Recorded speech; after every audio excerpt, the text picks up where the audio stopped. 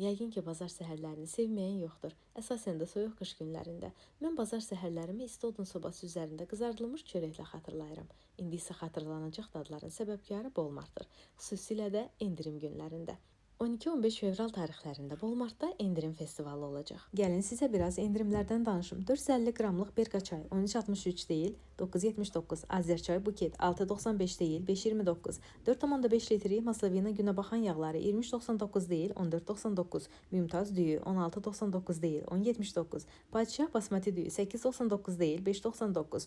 Ramaşka smetanları 5.49 deyil, 3.95. Hochland pendir çeşitləri 4.50 deyil, 3.35. Yurdum şor 7.36 deyil, 5.55. Yurdum xama 7.35 deyil, 5.55. Halal dad ocaqüstü sosisləri 14.59 deyil, 9.95. Halal nemət toyu kalbasaları 15.90 deyil, 10.95. Azərsüd kərə yağı 23.50 deyil, 18.25.